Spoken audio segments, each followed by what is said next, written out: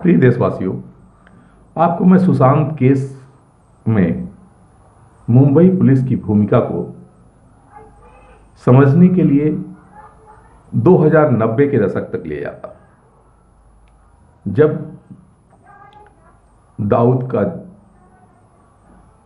पूरा प्रभाव मुंबई में था और उसके कहने पर ही कोई फिल्म निर्देशक किसी एक्टर को अपने फिल्मों में ले सकता था।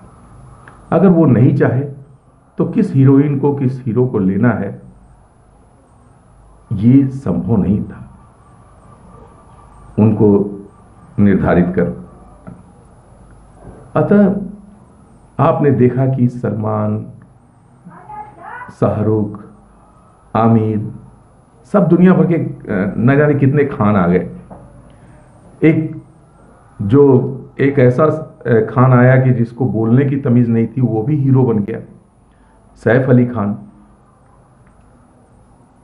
जो आज तक ठीक से बोल नहीं पाता है। उसको भी फिल्में मिलने लगी क्योंकि दाऊद की पसंद था कि मुस्लिम को ही एक्टिंग मेजर रोल दिए जाए, जिसके कारण सभी डायरेक्टर या निर्देशक या प्रोड्यूसर ऐसे मुस्लिम चेहरे को ढूंढना शुरू कर दिए जिससे उनकी रोजी रोटी, उनकी फिल्में बन सकें और आगे बढ़ सकें। इसी कड़ी में सभी चारों तरफ सभी फिल्में आप देखें, जो बड़ी बड़ी फिल्में थी, बड़े बड़े बैनर थे, वो सब इन मुस्लिम अभिनेताओं को मिलने लगे। एक उस दौरान आपने देखा कि एक गोविंदा ही मात्र ऐसा था जिसको कि कुछ फिल्में मिली। वो इसलिए कि वो मेमन का बहुत ही खास आदमी था।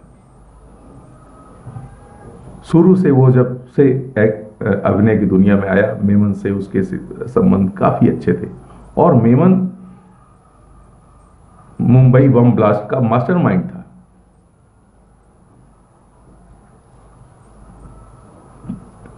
भिलाड़ एक गुजरात में जगह है जहां पर मेमन का केंद्र था। वहां से गाड़ियों में भर भर करके, वहां पे ही आरडीएक्स लैंड हुआ और वहां से गाड़ियों में भर करके मुंबई गया। उनकी गाड़ियों को पुलिस ने रोका नहीं, क्योंकि पुलिस में उनकी इतनी पैठ थी कि उनको कोई बोल नहीं सकता था। उन्होंने पूरी तरीके से प्लान किया पूरे मुंबई को दहलाने के लिए और हर जगह बम ब्लास्ट किए, हजारों लोग मारे गए। कोई इन्वेस्टिगेशन बराबर ठीक से नहीं हुआ। यही नहीं, आज तक मुंबई पुलिस की इतनी हिम्मत नहीं हुई कि आज तक दाऊद के प्रॉपर्टीज को कुर्क किया जा सके, उनको जमींदोज किया जा सके। उन पर हाथ लगाने की हिम्मत आज भी कोई नहीं करता है, क्योंकि बहुत सारे पाले हुए कुत्ते मुंबई में दाऊद के हैं, जो पुलिस और जुडिशरी से लेकर के सभी पर अंकुश लगाए हुए हैं।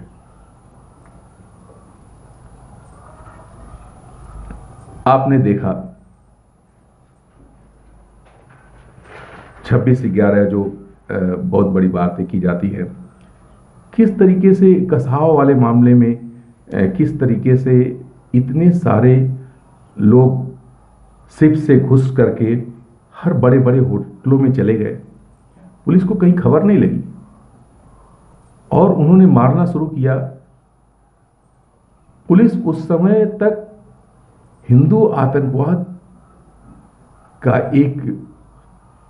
जिस तरह सुशांत केस में एक नई थ्योरी गढ़ने की कोशिश हो रही है, वैसे हिंदू आतंकवाद गढ़ने की कोशिश हो रही थी। किसी के इशारे पर, किसी के कहने पर, किसी के एजेंडे में शामिल होकर के, या आईएसआई के लिए काम कर रही थी।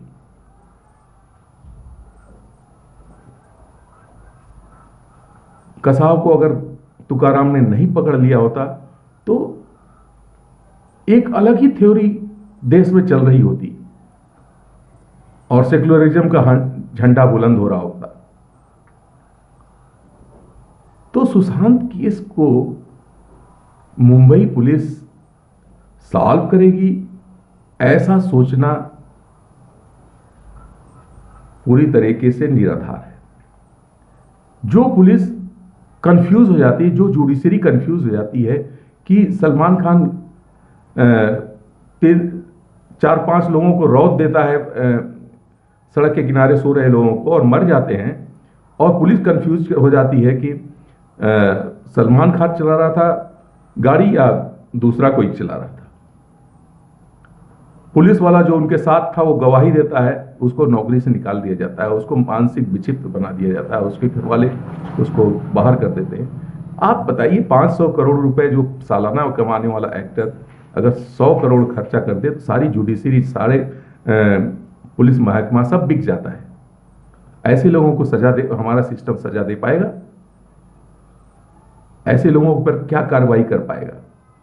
नहीं कर सकता है। सुशांत केस में नए नए लूप होल सामने आ रहे हैं। एक अलग थ्योरी पर पुलिस काम कर रही, पता नहीं कितने कितने लोगों का बयान लिया जा रहा है, लेकिन कोई से सही दिशा की तरफ इन्वेस्टिगेशन नहीं जा रहा है कि उसमें कोई भी, अगर आप यूपी में एक मर्डर हो जाता है, एक अपहरण हो जाता है, तो अगर 2 दिन तक पुलिस ने अगर उसको अपराधियों को पकड़ नहीं लिया, तो दुनिया भर के पॉलिटिकल लोग, कांग्रेस से लेकर के दूसरे लोग चिल्लाने लगते हैं। आज 44 दिन के बाद भी, 45 दिन के बाद भी पुलिस का इन्वेस्टिगेशन जीरो है। आपने एक भी ऐसे जगह पर आप नहीं पहुंचे हैं जिससे आपको सही जांच के बारे में आप कह सकें।